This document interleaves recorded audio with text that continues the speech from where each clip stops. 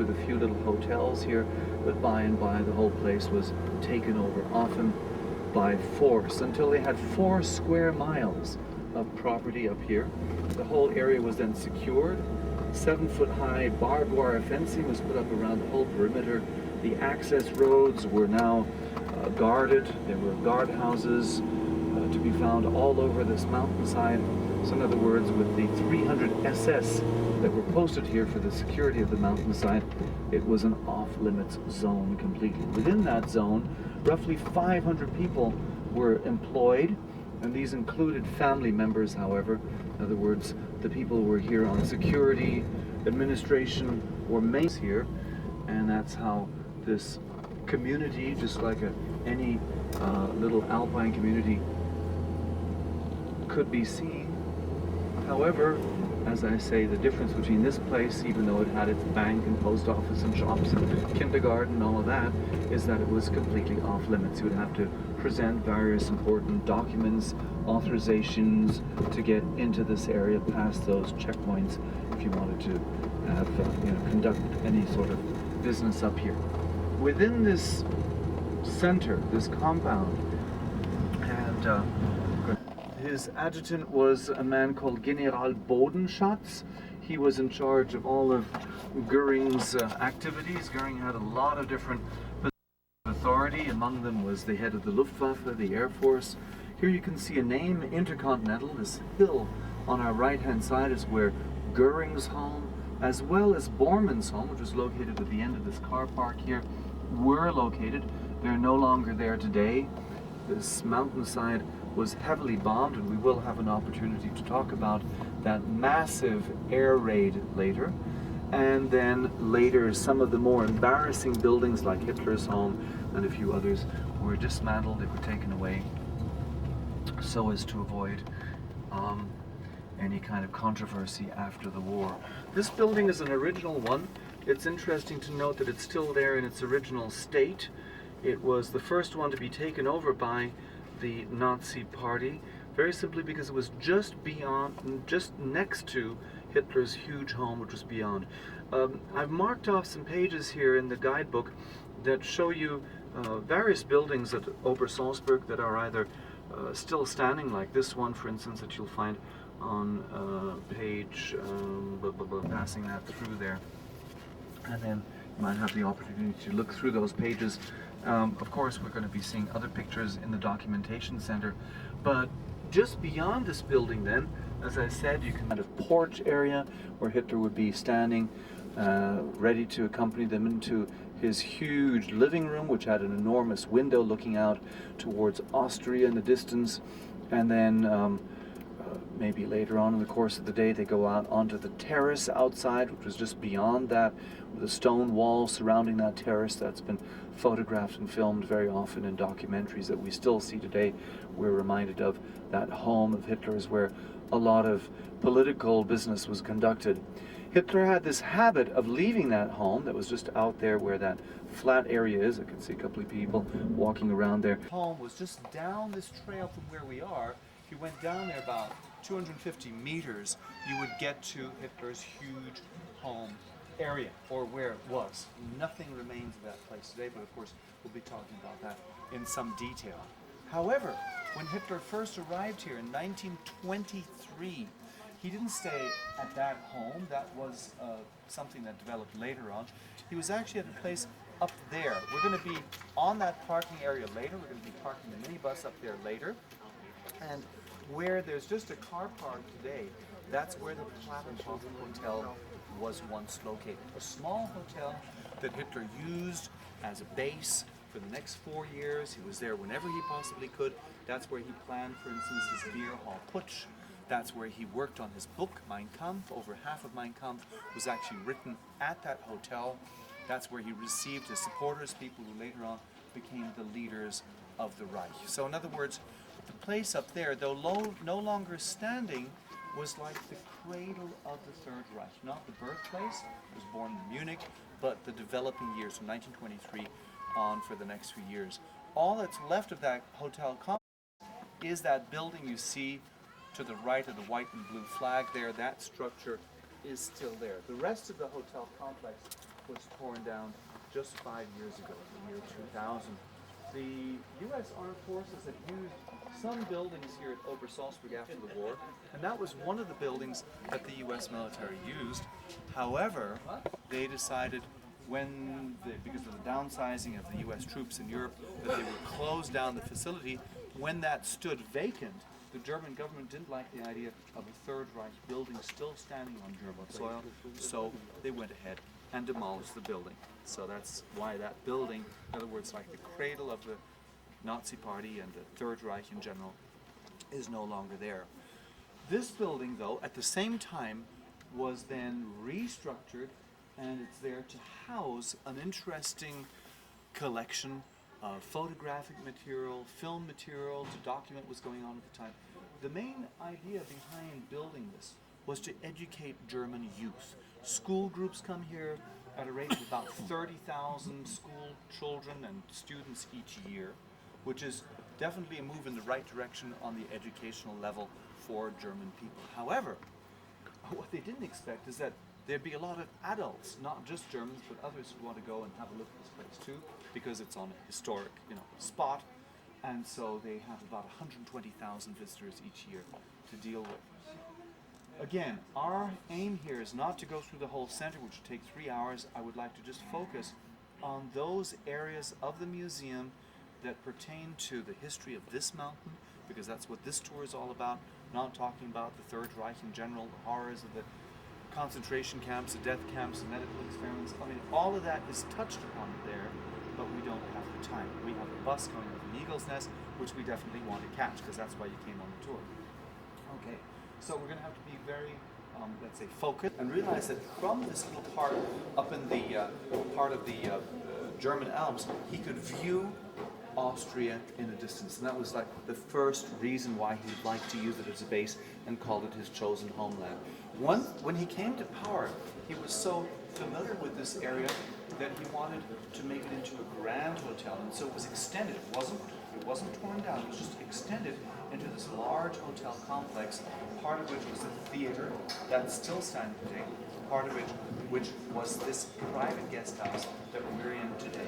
This was a guest house for Hitler's personal guests. Even though he had a huge home where he could easily accommodate his visitors, he preferred them to spend some time just a little further up the road from where he lived.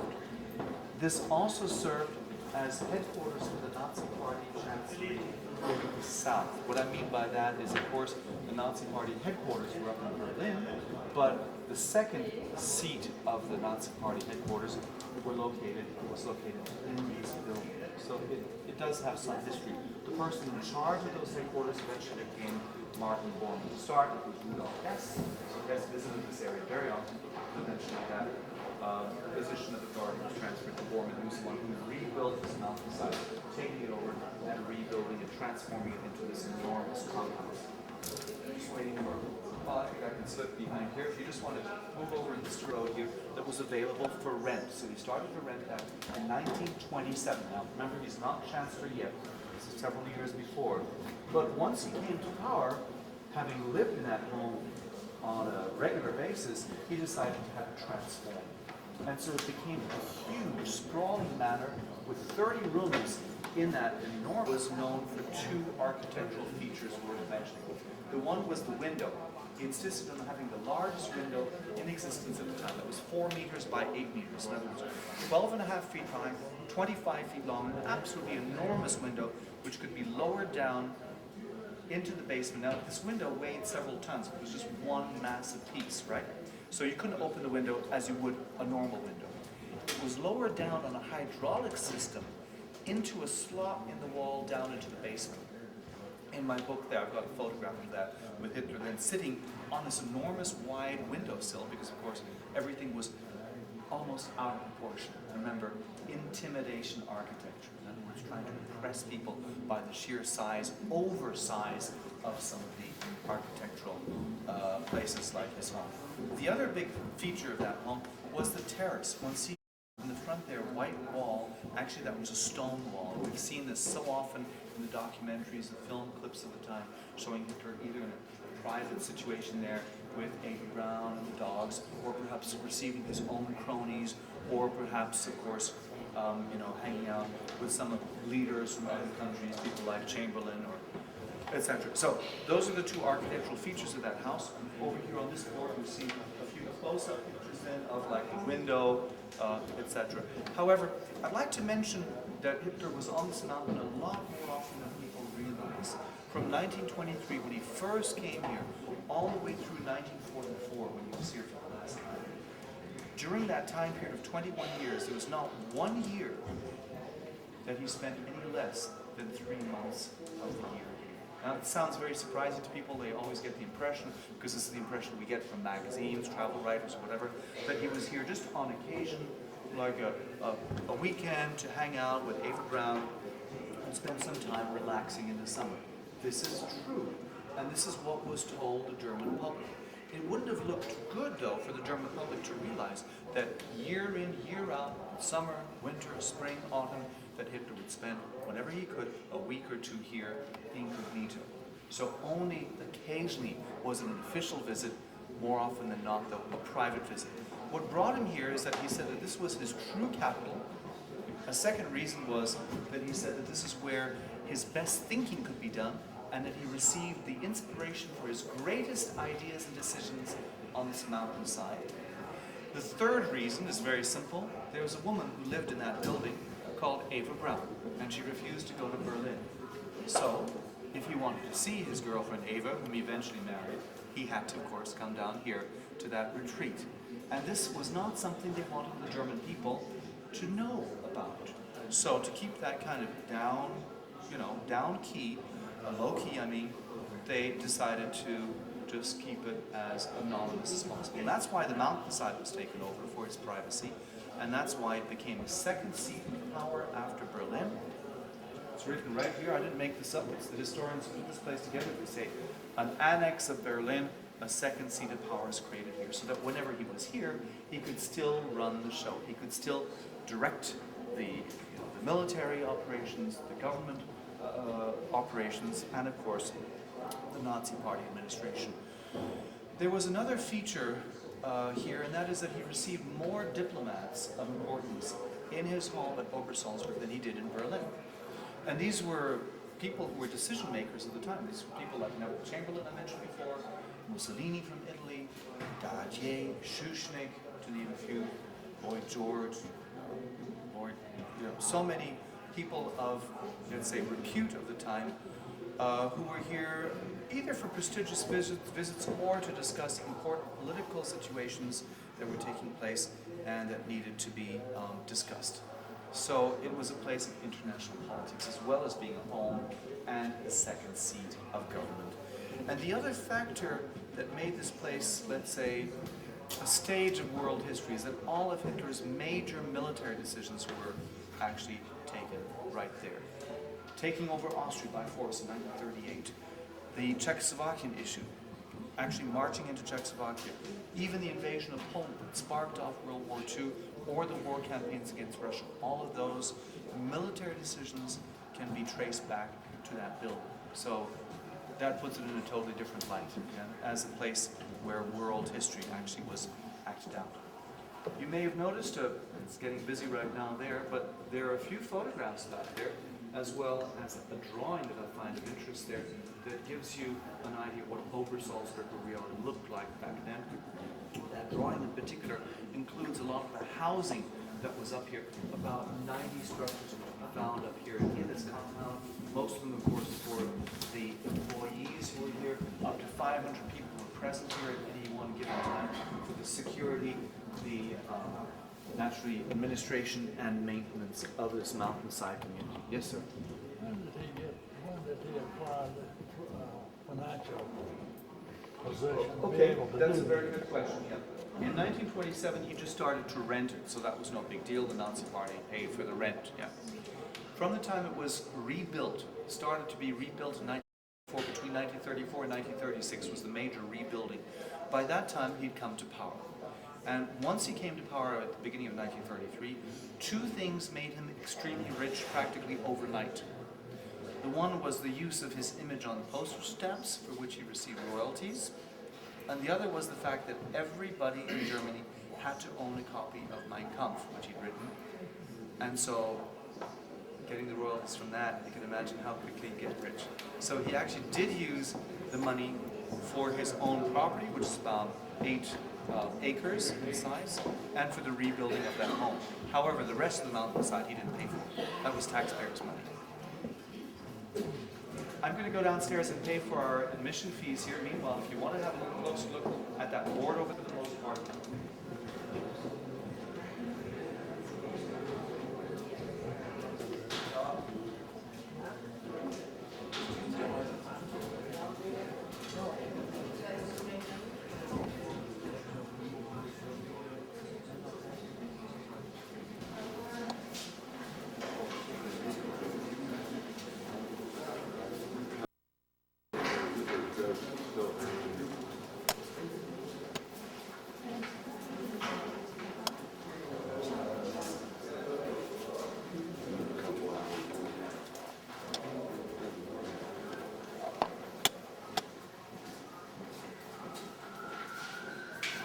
At this point, most of, let's say, the continent here had been taken back by the Allied forces, but there was this little unknown area. If you step a little closer to me, that'd be great, and we won't block the passage, people going through there.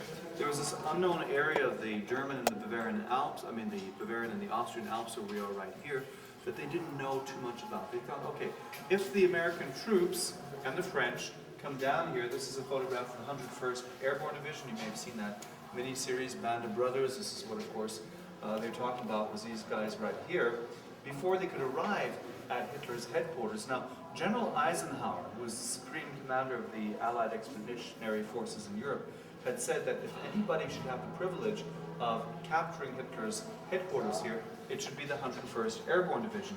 But before they could do that, they felt that there might be a ring of resistance on the part of the Germans, that the Germans would have regrouped here in the Alps, and this is where they would make their last stand. This is where they'd be pretty numerous. Report had it that there was a report about 100,000 German and Austrian troops had regrouped here, and this is where the final battles would be fought. So, of course, a little nervous about losing any more people at this point. They thought they'd better bomb the area very, very, extensively. So the American troops brought in over 700 planes, and they bombed a ring around where we are. That meant the city of Salzburg, all the little towns near Salzburg, Austria, on the Bavarian side, all the towns near where we are here, so that all the way around this area, Berchtesgaden and over Salzburg, was total devastation, just in case there was any kind of military resistance. In the midst of all of that bombing of the US Air Force, the British had this as their target. And they came in pretty strong too. 375 British planes, this is the Royal Air Force of course, and they dropped the fairly new bomb at the time. It was called the Tall Boy. Tall Boys were very big bombs, 5.8 tons each. And the idea was that they knew if Hitler were indeed hiding here, that he wouldn't be like up at the Eagle's Nest in the tea house. He probably wouldn't even be in his huge home there, because it would be too vulnerable. What they feared most, of course, at the end of the war on both sides was bombing. And so, knowing that there was a facility below this mountain that was some kind of safe haven for them, that was their target. And that's why they used the 5.8-ton bombs, and a lot of them. 1,232 tons of bombs were dropped. Now that doesn't sound like a mission to just wipe away a few buildings. When you use 1,232 tons, that means business. The idea was to completely destroy the underground facility that they knew existed at the time. So that's why this massive air raid took place. One sees, if you're looking a little closer, that there are bomb craters absolutely everywhere around Hitler's home. But the home itself still looks fairly good. In fact, the roof is still on. That wasn't really the target. The target was around the home, knowing that there was this underground facility. What they didn't reckon with, though, this mountain is made of very hard rock. And that's why, despite the use of all of that massive pounding during the 1.5-hour air raid on April 25th of 1945, the underground bunker facility didn't suffer any damage whatsoever. After the war, of course, quite a lot of destruction here. You can see like the kindergarten there, or the building we saw earlier on our driving tour, Hotel Turkin. And just beyond it, you can see the Berghof. By this time, it's lost its roof very simply because the SS set fire to it and then the roof caved in. After that, then, in 1952, they being the German government, along with the US military who occupied the area up until then, thought it might be a good idea to get rid of some of these buildings. Yeah, we have, I don't know, tourists picking through the ruins and the rubble. It just doesn't look very good. Also, children who used to play around in the ruins. It was kind of dangerous. So the more dangerous ones, where it was actually a hazard, they took down, like the huge SS barracks here, and buildings that were embarrassing, like Goering's home, which is back here, Bormann's home, Hitler's home, the place that Goebbels used down there, and a few others. These were just systematically destroyed, taken away so that they wouldn't still stand on German soil. Well, during this massive air raid, there were about 3,500 people safe and sound under this mountain. We see the largest access right here because this was the deliveries access. This is where the trucks would pull up and deliver the goods, the supplies, the food, the fuel, all of that. I'll show you later when we're in the bunkers, I'll show you a more typical access of the 30 ways of getting into this underground network. So let's just go on in there now.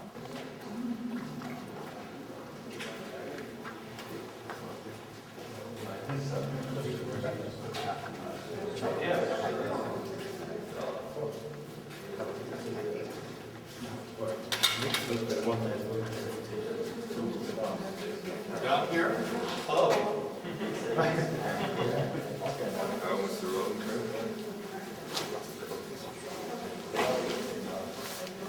We're looking at an interesting map here that shows us just the center of Obersalzberg. This map here does certainly, not cover by any means the total area of Obersalzberg, but you can see the more central places. The blue actually corresponds to what's up at the surface. The light blue, the roads and buildings that are still standing here in the center of Obersalzberg. The dark blue corresponds to buildings that are no longer standing, either destroyed by the Allied bombing or later on because they were removed because of the embarrassment, the controversy of having those buildings up. The yellow that you see, and that's what interests us now, is, excuse me, is the underground facility. The portion of the underground bunkers that we're going to visit now is this one right here, just this section here. So a fairly small section. If you were to go through the entire facility, which is still there today, a lot of people think that it's destroyed or whatever, all of that yellow that you see there actually still exists today. If you were to add up the access tunnels, the emergency exits, the connecting hallways, all of the rooms and facilities under this mountain, you have 4 miles of tunnels below this mountainside, all blasted through the rock. And it's an absolutely gigantic undertaking that started off in August of 1943. This was actually Bormann's idea as well as Goering's. They both had homes here, remember.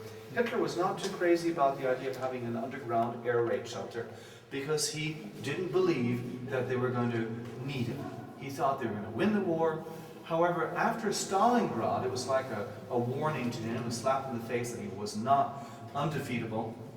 And so he gave orders to build this underground facility. The main idea, first of all, was to give Hitler a safe place below his home. So here's Hitler's huge home in the Berghof, and below it then, an enormous complex for his own personal use with several emergency exits and accesses to other parts of the underground facility.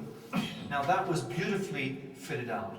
Parquet wooden floors, wood paneling on the walls, marble in the bathroom, gold leaf taps, a huge record collection, artwork, furniture that was just the very, very finest, Persian carpets, I mean, you name it, he had it down in there. A separate apartment for Eva Braun's use, a separate apartment for his physician, that quack called Dr. Morell, who kept on talking of all kinds of weird things. And, on and on it went. He had all kinds of staff housing down in there too. It was really luxurious. It was like staying at a 5-star palatial type of hotel with grandeur all around, but of course, no windows to look out. The same thing then goes for Bormann, although on a smaller scale.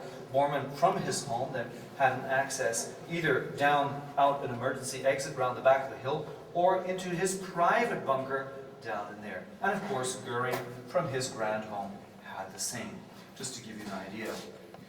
This was mainly civil engineers, as well as engineers of the Todd organization. Fritz Todd was Minister of Armament and War Production under Hitler, and he had a huge, huge workforce of 500,000 people, of course, during the war. And of course, these are mostly prisoners of war. Now, Todd had a home down in Berchtesgaden, but he died in a plane crash in 1942. And who took over from him? Albert Speer, the architect, who now also became Minister of Armament and War Production, which meant that he was in charge of this huge workforce. So ultimately, the responsibility of building this underground facility that we're seeing a portion of was Albert Speer's responsibility. He was the sort of the engineer of the whole project. They used prisoners of war for the most part, mainly Italians and Czechoslovakians. We know that about 3,000 men were here. We don't know their conflicting reports as to whether they were well treated or badly treated. We presume that they didn't have a great time, but it wasn't like, let's say, a death camp. It wasn't as bad as that. So it's kind of like between the two. And their job then was to drill through the rock of this mountain. All of these 4 miles or 6.1 kilometers are actually blasted out of solid rock. They didn't have, they didn't get a break and say, oh, good, we've got 100 meters of just earth to go through. No, it was all solid rock. It was then taken outside, crushed, and taken away by the truckload as quickly as they possibly could. And that's the way they advanced, not just on this level that you see now, but on 2 levels. Wherever we go now, in these bunkers, there actually are 2 levels. You can see right through the glass, you see a round manhole that's lit up from underneath. That's the lower level that we'll be looking at as well through a couple of holes later on. On the left-hand side, you see some concrete tanks. These were actually fuel containers. They held enormous, or let's say vast amounts of fuel under this mountainside to keep it, of course, atop this sidewalk in here that we're on right now, just to get access in more recent years. But back then, we would be banging into enormous submarine engines. 2 of them were placed here. You can see under where I am right now, the mounting studs of the first submarine engine, U-boat motor, in other words. This was coupled with an enormous generator. And where I am right now, another enormous generator was in operation. What I'm saying is that enormous amounts of electricity could be produced down here. What we'll do is we'll just stand over us earlier off. That's where Borman's place was located. And now we see a brand new hotel, a little different in style, of course. Somewhat controversial because to the Eagle's Nest, you'll see the shape of that hotel very clearly. Of course, being on a little hilltop offers the advantage. Rings and Borman's homes stood. So of course, these people who were Hitler's right-hand men, who were leaders of the Reich, have left their mark, at least historically, on that little hilltop. And that's why this new hotel, I don't know if it's why they really hardly have any bookings, but it's certainly why the press around the world has made quite a fuss about it.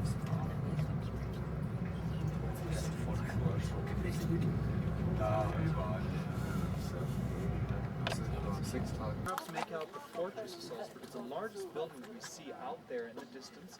You can see like a little rounded, darkish hill. To the left of that hill, a long, low, white building. That's the fortress of Salzburg. From here, from above, we can see some of the buildings of Ober Salzburg, like on our little driving tour. I showed you some of those buildings that are still standing today. You see them directly below us. Those are all the buildings that are in the foreground at the foot of this mountain. It's perched up in the Eyrie Heights like the Castle of the Grail. He saw this connection with the Castle of the Grail. He said, like an eagle's nest, of course in French, comme un nid, like an eagle's nest. And that article of his was translated into English. It was then printed in British papers, and then finally in American newspapers. And so all over the world, already in 1938, people were hearing about this place, Hitler's Eagle's Nest, some fantastic retreat he has in the Alps. But then later they heard that he didn't go there that often because he was scared of heights. Yeah? So this is where the confusion comes in, because they didn't realize, so few people realized that there were two buildings. The Eagle's Nest, which has no bedrooms, and where he came very seldom, and his home down below, where he spent a lot of time. Because around the world, one talks about Eagle's Nest, Eagle's Nest, Eagle's Nest, not mentioning the Bear Cove. You say Bear Cove, people don't know what you're talking about. Okay. Now, how often did he really come up here? Well, we know that he was up here 38, 39, and 1940, and never again after that. A total of 14 visits. Now, 14 visits up here. Divide $140 million to 70 million pounds by 14. It makes a very expensive cup of tea indeed. Now, we were talking about the air raid, that massive air raid down below. And I said that the Royal Air Force came in with 375 planes. They had a staff of 2,000 men on that mission. They dropped 1,232 tons of bombs. Now, how come they didn't wipe this place out up here? There's been a lot of misunderstanding as to why this place is still intact today. But I can tell you what I've come to the conclusion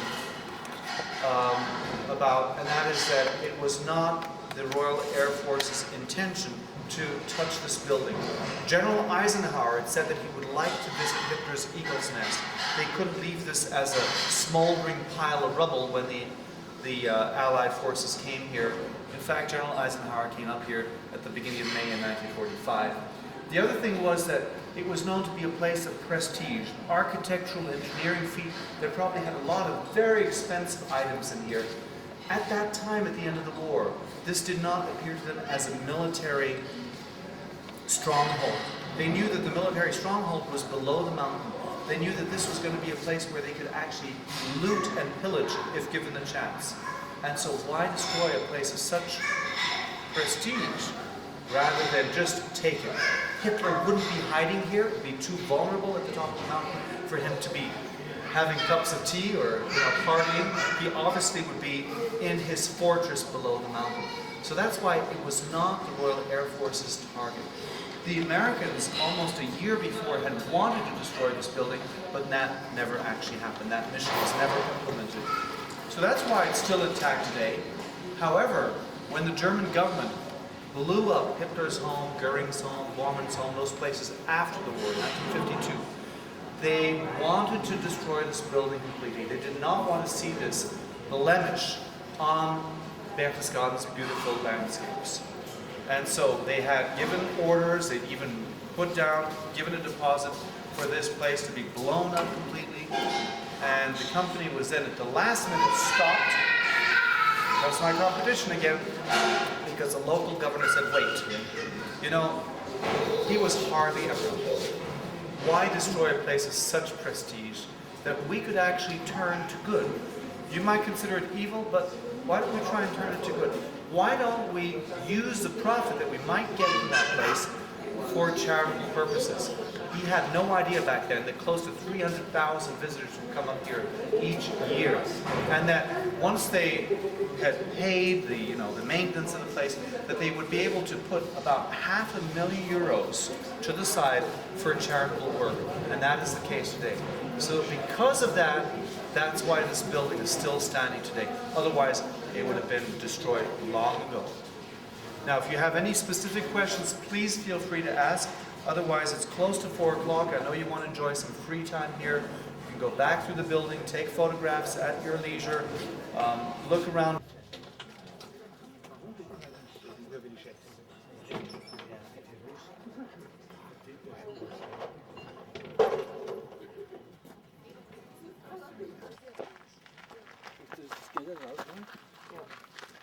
That have either gray rooftops or green rooftops.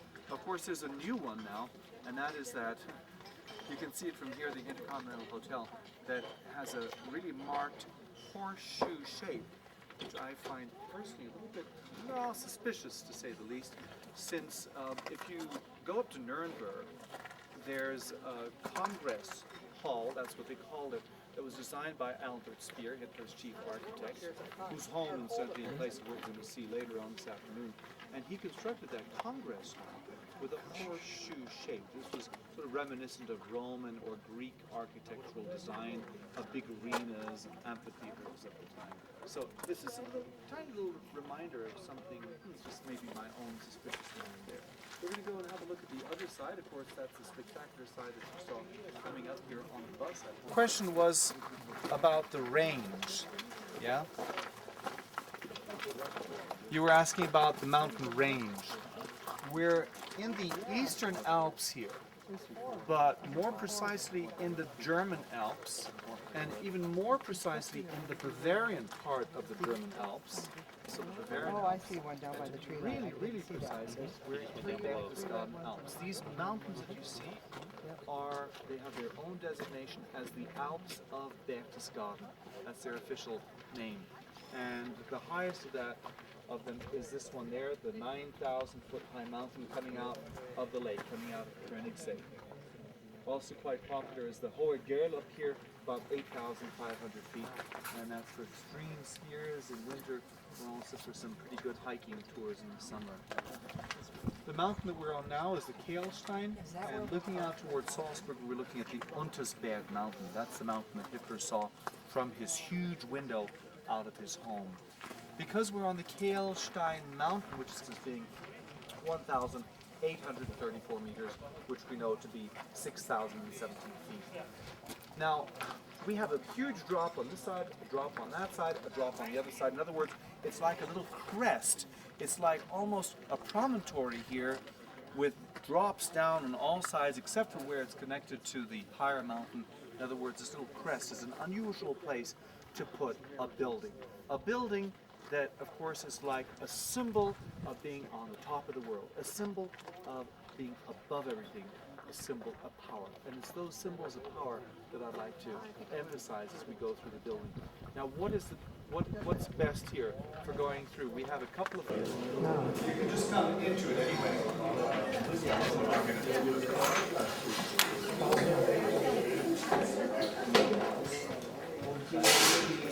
We're going to be taking the 10 to 5 bus, and the bus at 10 to 5. You take photographs that Bormann abused of, that he took from the German people without them even knowing that this was being built for them. It was equivalent to today, what 70 million pounds or 140 million US dollars would represent. I mean, that is a big chunk of taxpayers' money, especially for a man who said that he might not use it too often. Now, how often did he use it? The whole project was finished actually ahead of time. They worked on it so hard, day and night, using floodlights at night, even working through the winter of 1937 to 1938, that the whole project, the roads, the tunnels, the elevator shaft, the building itself, the water supply, electric supply, all of that was finished in just a little over 1 year's time. So that's why I liken it a little bit to like a pyramid. Okay, pyramids took maybe 20, 30 years time, but they were much larger. So it was a feat of engineering that Hitler wanted to show off, and he didn't wait for his birthday to do so. As soon as it was finished in the autumn of 38, he should have waited another half year before turning 50, he came straight up here. He was delighted with the project. He wanted to come every day. Already in 1938, even though the first snows were starting to fall, it was getting dangerous, he came up here 9 times that first little period. And among the visitors was the French ambassador to Germany.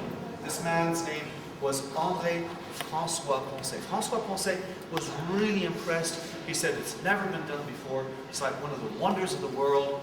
He wrote a report that was published in the French newspapers, and in that report,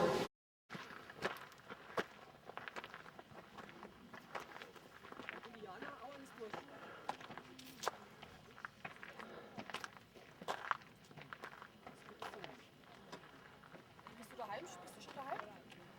Grüß die Madeleine ein bisschen. Heult sie oder was? Geht die Suche frei wieder lohnen.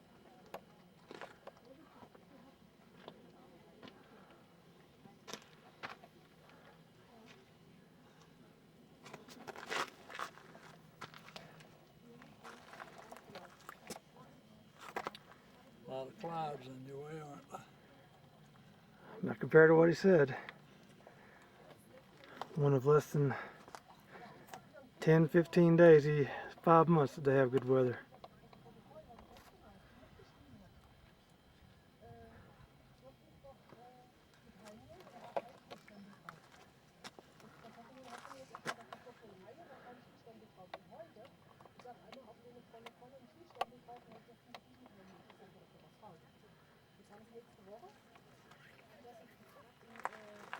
Young crew coming flying right up here to you.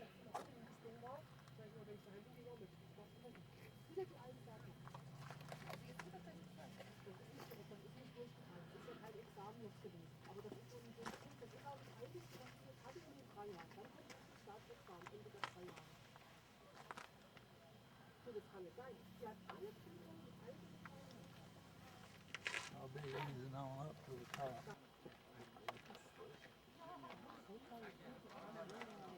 It's on now. Yeah, that's good. Yeah, you're in the, it's this picture, and you're in the left-hand corner. Okay. Paul, you see the boy from Southern Pine? No. The NC State shirt on? No. Yeah, that's right. Small world. Yeah, he was up there. Said, Look down between down that crevice over there. yeah, I see it.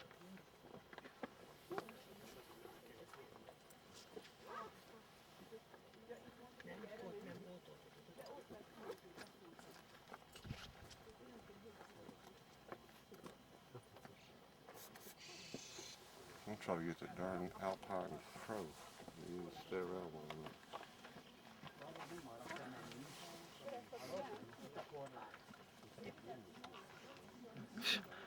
Fly pretty high for 6,000 feet. Yeah, those boys are on up there. They probably wear an oxygen mask. What grandma say? She's sitting in here. You get to the cross, you could video her down there. She's sitting in the right-hand corner on the platform up there.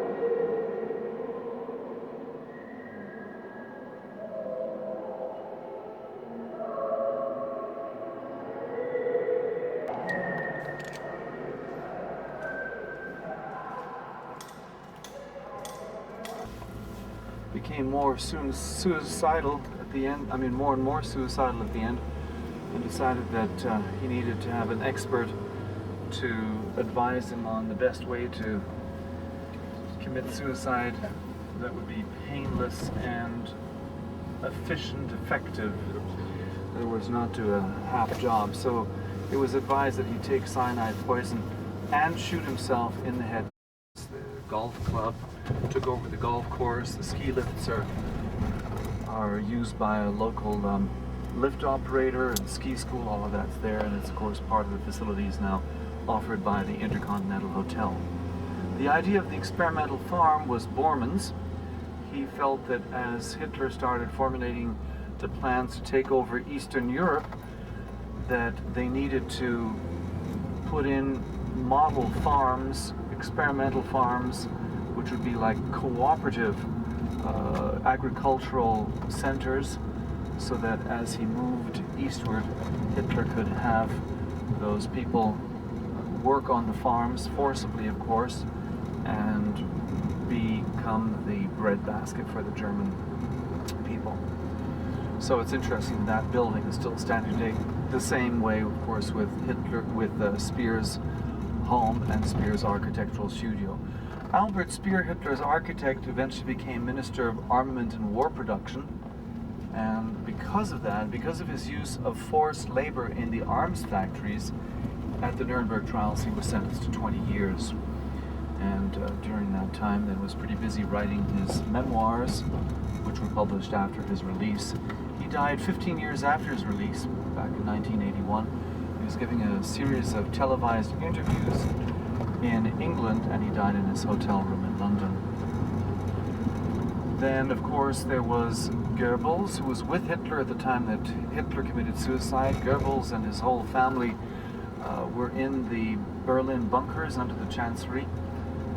They decided that they would follow Hitler's example with the use of cyanide poison and having their bodies burnt beyond identification. In other words, sort of cremate the bodies so that the Allies couldn't find them.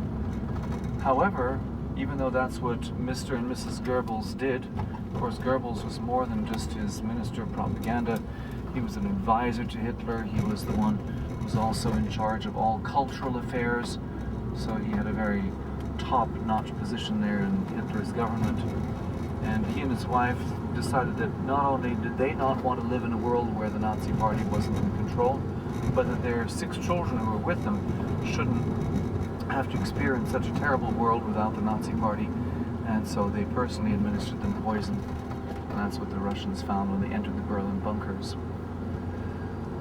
Martin Bormann was, of course, on the scene too. As I said, he became Hitler's personal assistant.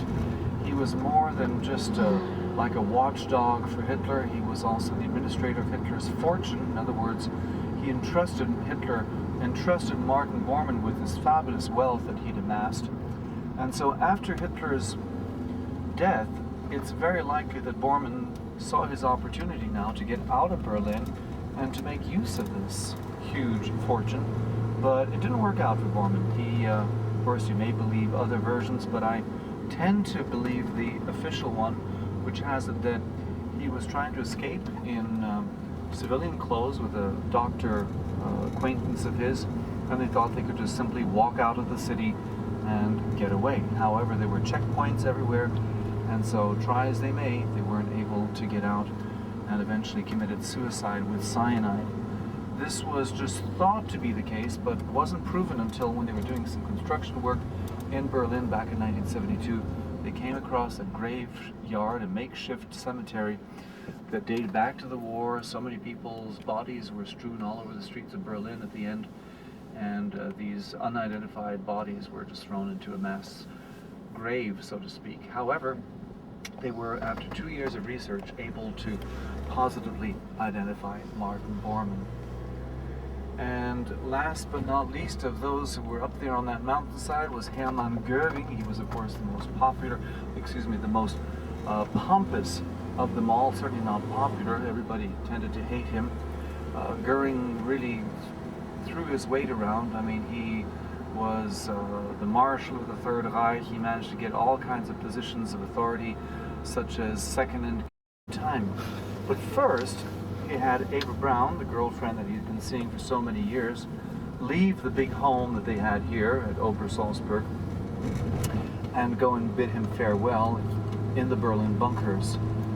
And so she went up there, and I suppose he talked her into committing suicide as well, because then they were married for 40 hours. She could finally claim to be Frau Hitler, and then his plan, use the cyanide to commit suicide. As for Adolf Hitler, he did this double suicide in the sense that he crunched down on the cyanide capsule at the same time as shooting himself under the chin up through the top of his head, which is obviously quite a way to go. And then the bodies were taken out of the Chancellery bunker and they were burned in a bomb crater for several hours, so they just wouldn't have anything left. If you look down to the right... Who burned the bodies? The people, the staff there. They doused them with fuel for a few hours. You can look down on the right-hand side. You can see some ski lifts there and a golf course down below. This is something that the U.S. military put in. The U.S. Armed Forces used 3 buildings here at Obersalzberg and that land for recreation purposes. It was not a base, it was just a recreation center. And this area was very popular for many years, up until 1995 when the U.S. military then left the mountainside. And certain changes have happened since, have taken place since, among them the Intercontinental Hotel that's been built. But I promised you 3 more buildings before we leave, and so I'm just going to interrupt my narrative about the demise of the high Nazi officials to go and have a look at these buildings.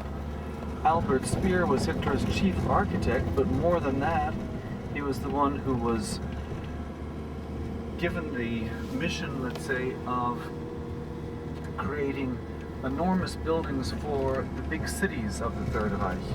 In other words, for Berlin, Munich, Nuremberg, as well as Linz and Hamburg.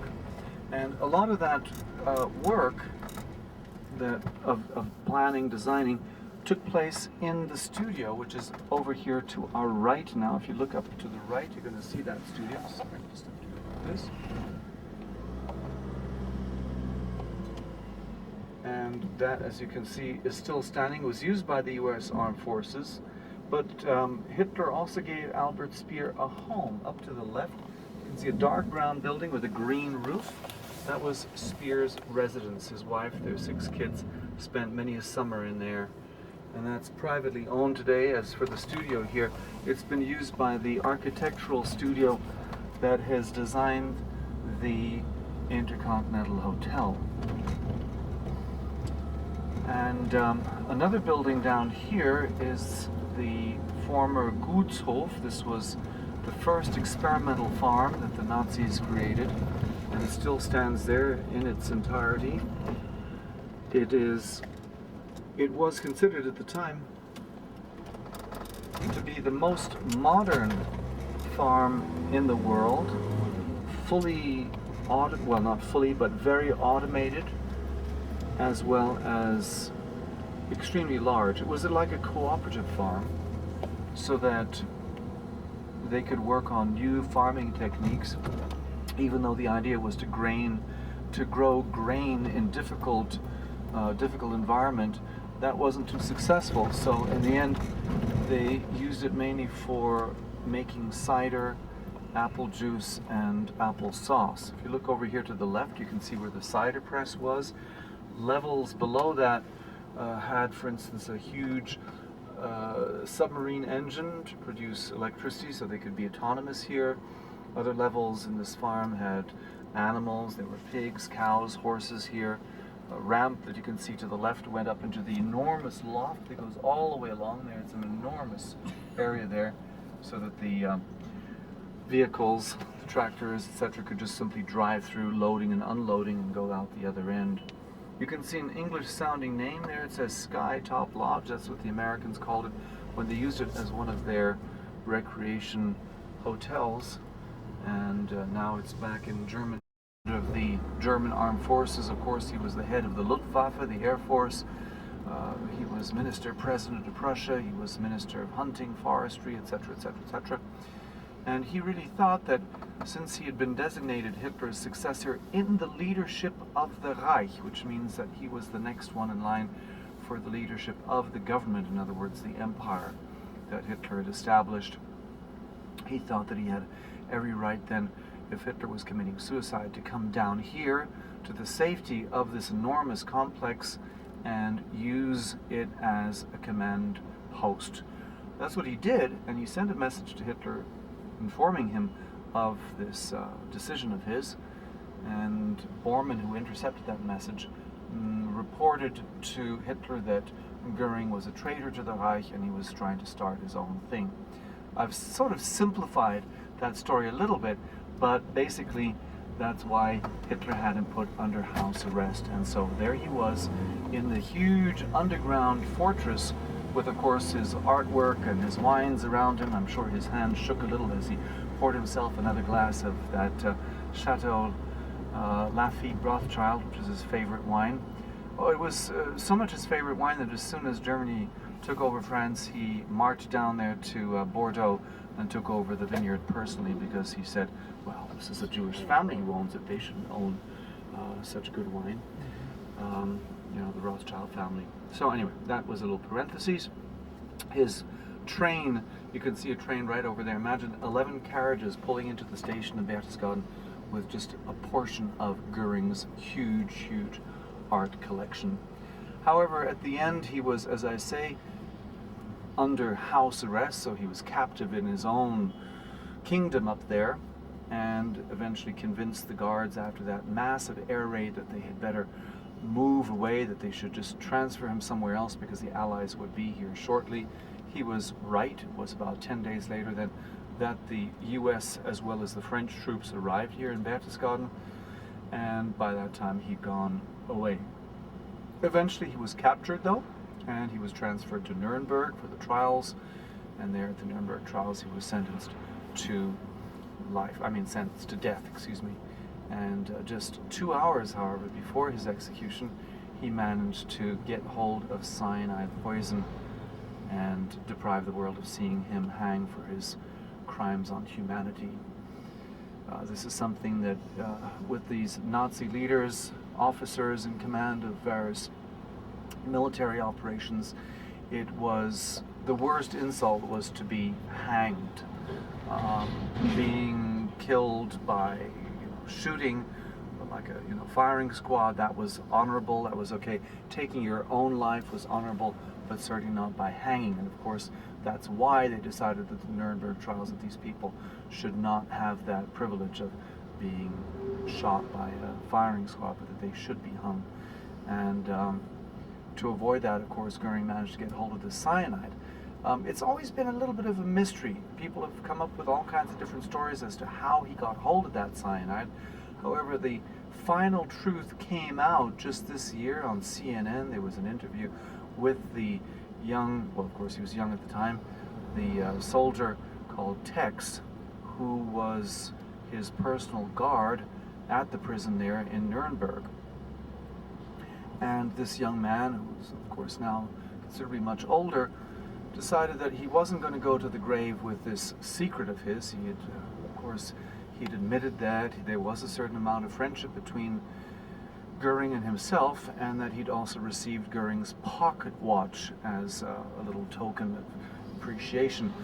He admitted in his interview that he'd actually agreed to smuggle certain objects into Goering's cell that didn't seem, dangerous or compromising in any way, and one of them was a fountain pen. And of course it was pretty clear afterwards that it was the fountain pen that contained the cyanide poison. But anyway, that's a very recent development in the history regarding Hermann Goering.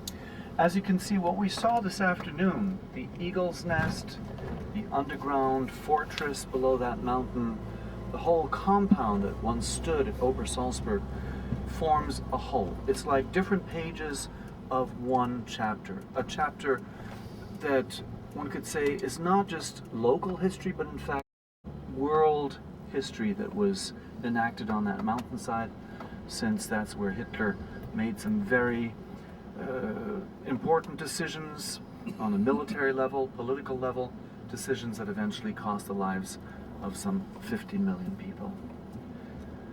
Thank you for coming. Thanks for joining the tour. Thank you for your attention, and I hope you enjoyed it. Of course, we were very lucky to have views as well. That's like an added bonus. In fact, I think you should all come in and pay an extra 50 euros there for the wonderful views we had today.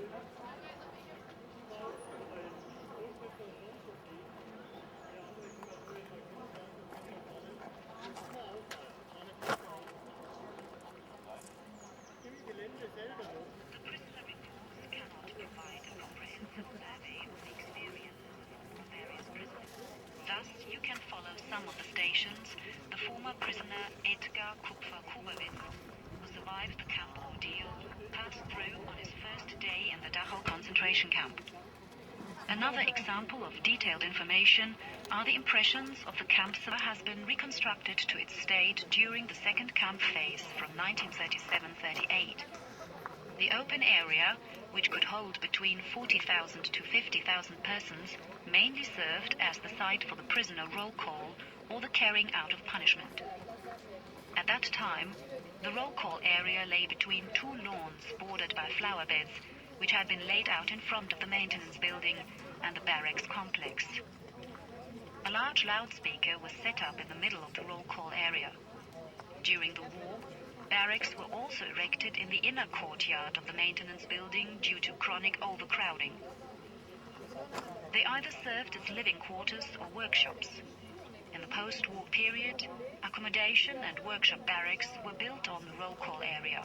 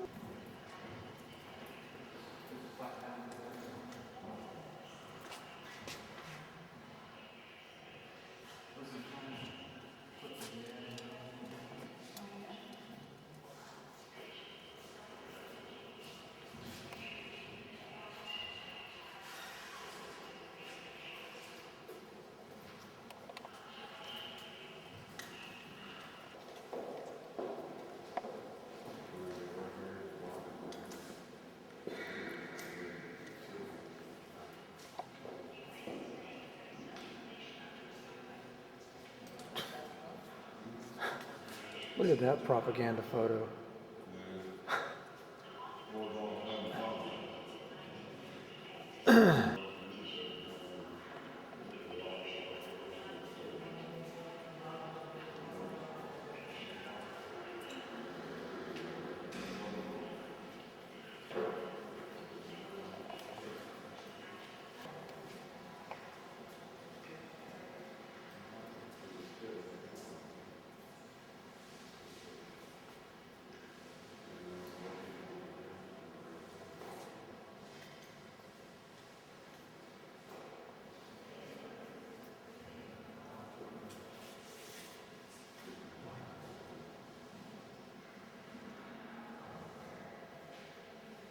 Fumigation.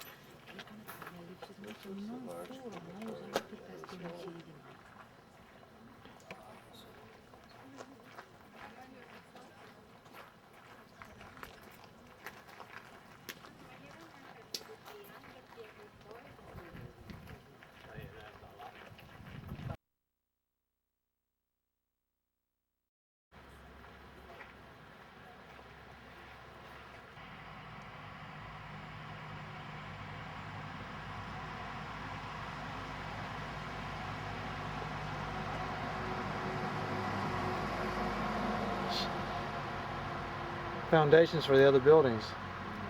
Oh my gosh. Go out and pull that old thing we drove around. Crowded. The population is around 2,000, 2,500. One, because they're all German prisoners.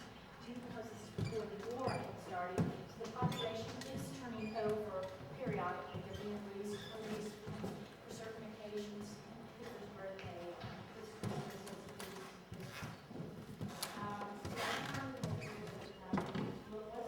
Yes. That's what the main, that's the end result. You go down that and tell me, we'll wait right here. No. You want mom to go too? Sure. All right. Get started now. Not gonna be that bad on his side.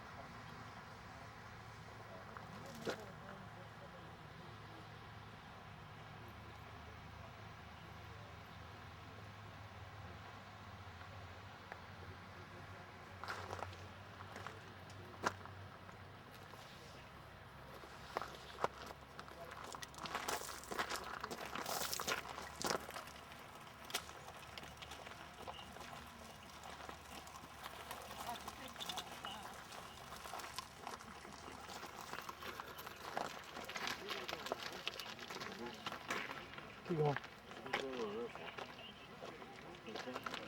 It's an exhibit.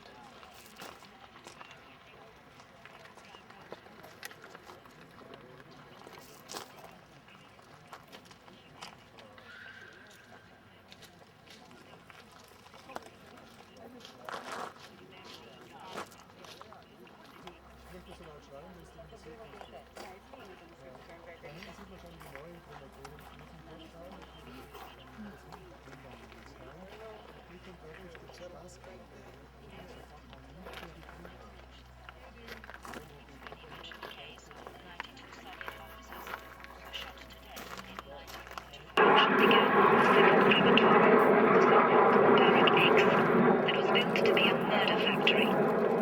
It was to contain more than just 4 new furnaces and a morgue. Behind the entrance to the disrobing room, a gassing facility disguised as a shower was also constructed. The room with the 4 ovens set behind it. This occurred, as can be read in the first room of the exhibition, on orders of the SS Economic Administrative Main Office. Until now, no evidence has been found to show that the gassing facility ever operated for mass killing. This does not discount the possibility, however, that it was used for individual experiments. The letter from Dr. Sigmund Rascher to Heinrich Himmler on August 9, 1942, that is on display in the exhibition, verifies this intention.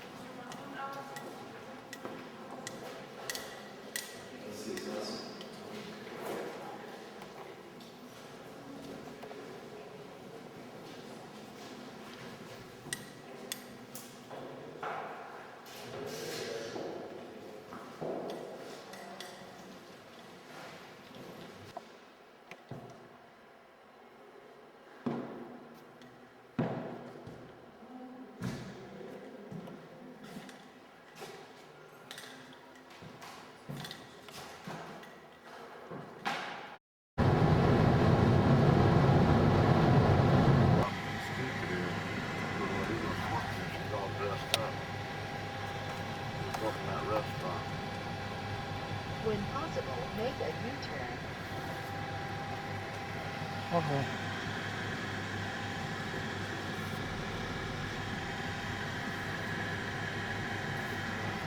This is a rich cafe.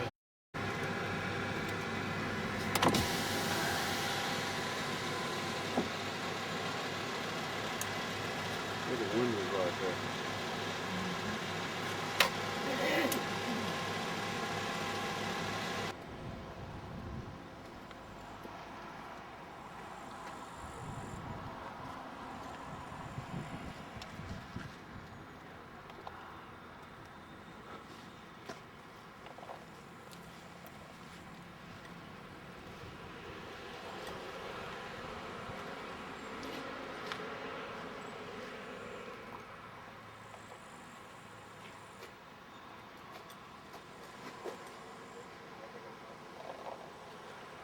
You get that kitty on there for Stephanie and all of them right there.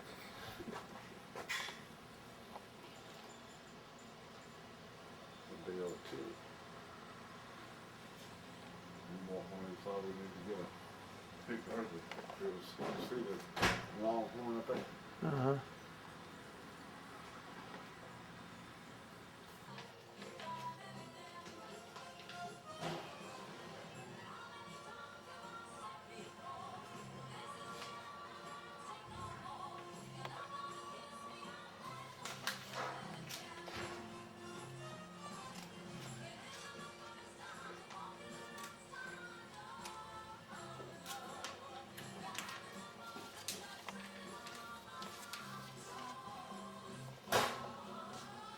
Get that steel trap.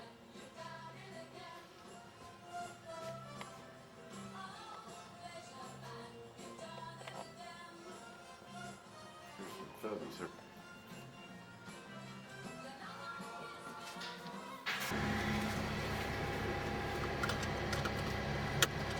Please drive straight, then turn next left immediately.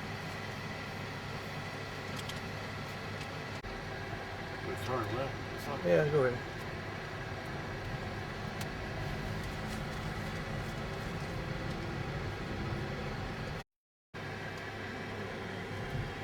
You have reached your destination.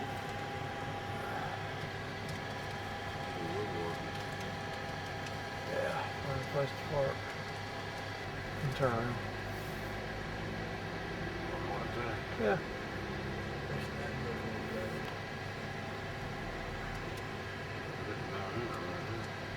Boys got their hats on for Oktoberfest.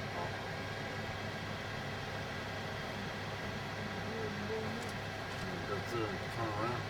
Just walk through. The other street's up there, so I can just keep walking through.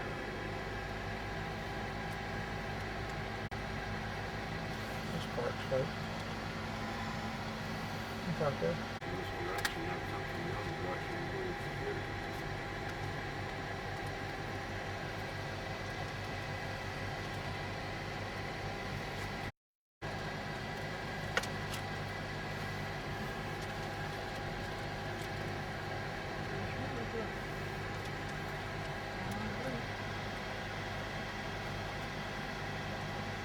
There's the nativity stuff that she was talking about.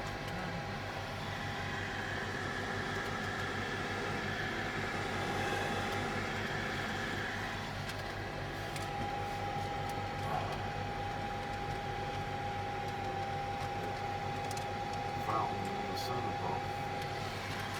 Sort of.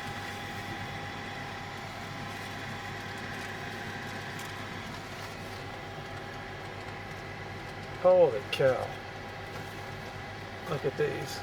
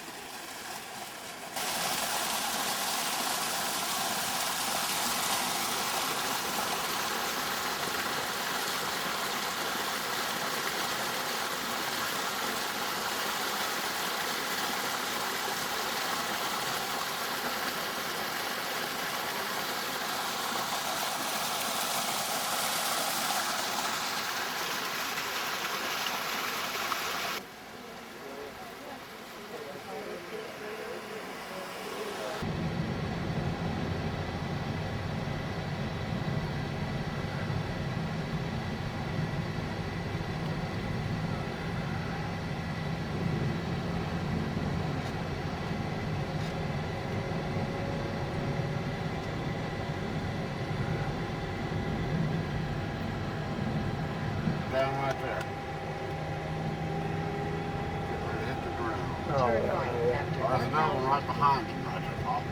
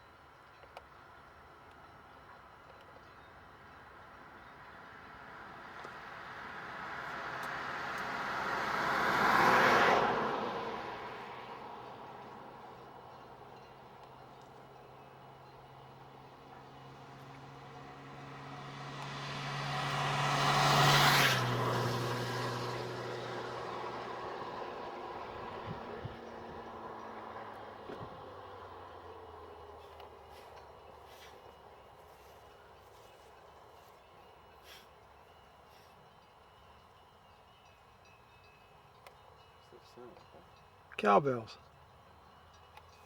Oh, yeah. You get it on.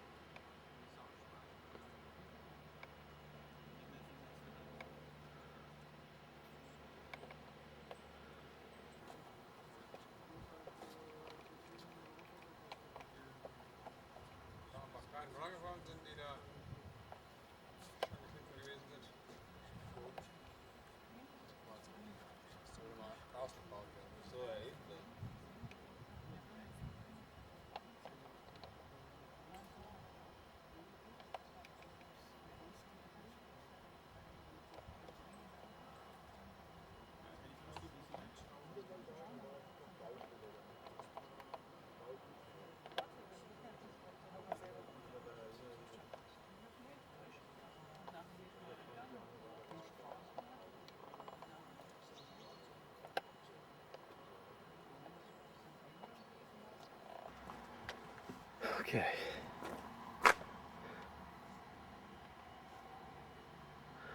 25 minutes to get up, 11 minutes to get down.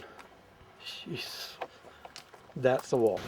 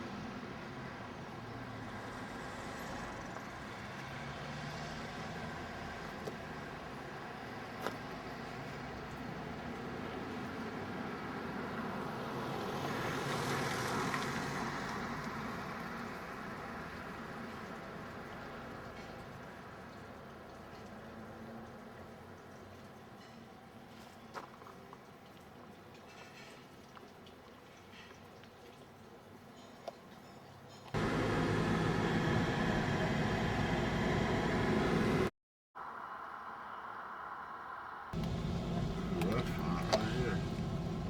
This is a big old building right here. Everything's going to work on. What's this for? See them rocks up her.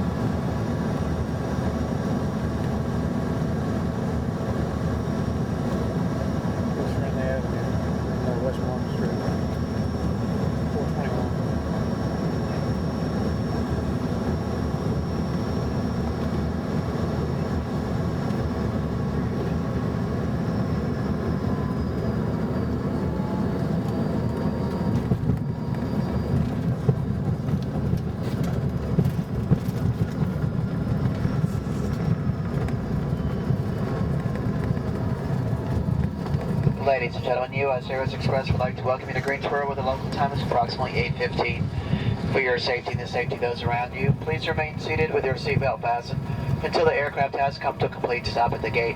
At that time, the captain will turn off the fasten seatbelt sign. This will be your indication that it's safe to move about the cabin and collect any belongings on board. Please be careful when opening the red bins, as contents may have shifted during flight. Also, please use caution when exiting the aircraft, as the door is slightly lower than the ceiling. Smoking is not permitted until you reach a designated smoking area inside of the terminal. For those of you who do not have carry-on bags that are placed in the cargo, you may deplane as soon as the main cabin door is open and secured.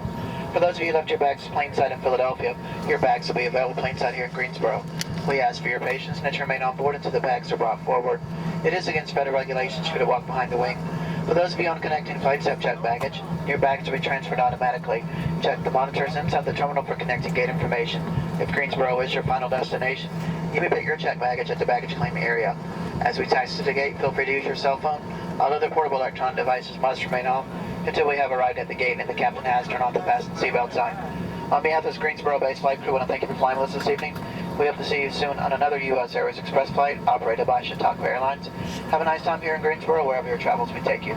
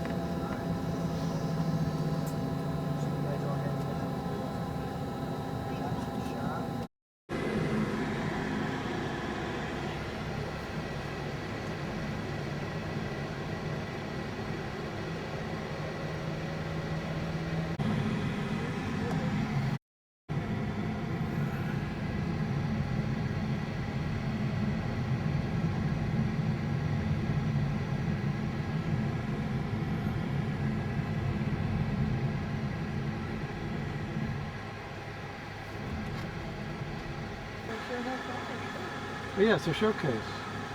So I got it.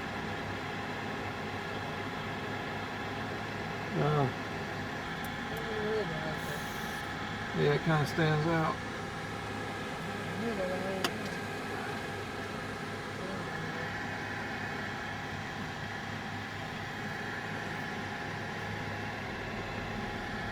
Stadium or one of the facilities.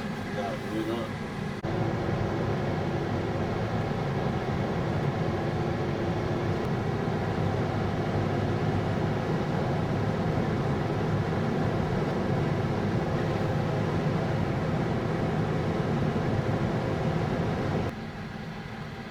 Turn left after 800 feet.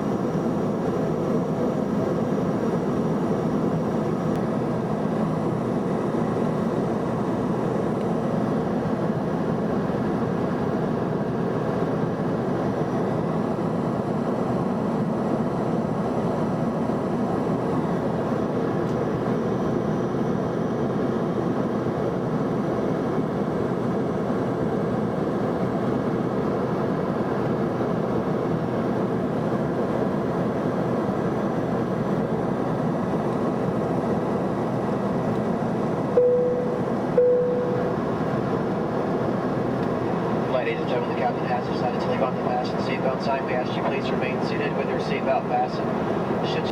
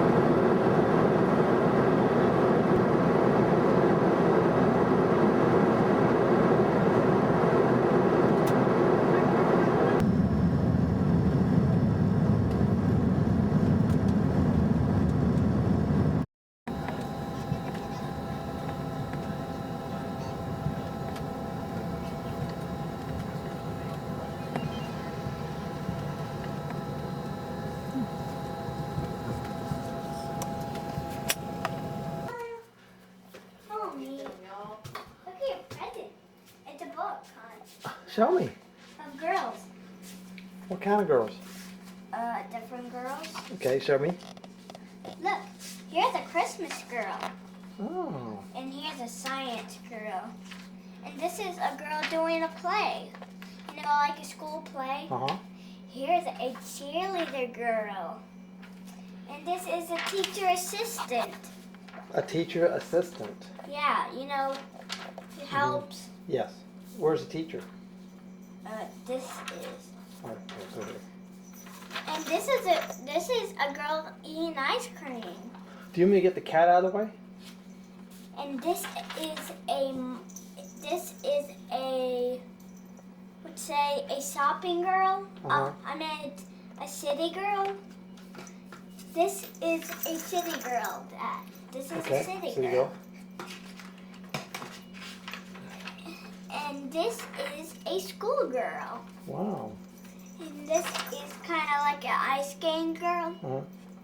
And this is a swimming girl in a swimsuit. Holy cow, where'd you get these girls at? And this is a ballerina girl. Uh-huh. And this is a soccer girl. Uh-huh. And this is a store girl. Uh-huh. And this is a pet girl. And this is a princess girl. Princess girl. You numbered the pages too. And this is a Halloween girl. Uh-huh. I like that one. And this is a drama girl. And this is a baseball girl. Pass pitch. And this is a sister girl. Okay. And this is a prom girl. And this is a teacher girl. Oh, okay, so there's a teacher. And this is a, what's that called? Girly girl? No, a child girl. Okay. And this is a girl, a breakfast girl. Uh-huh. And this is a girl's going shopping. Uh-huh. And this is a Trick or treat girl. No, this Oh. is a girl who's a pumpkin girl, and this is a dodgeball girl. Now wait a minute. Go back to page 19, which is page 23. Hold right here, page 23. Who drew that for you? No one? You did that by yourself? Yes. No way. Get out of here. Thank you, girly girl. Have a good day. That's happy birthday, you silly goose. Thank you.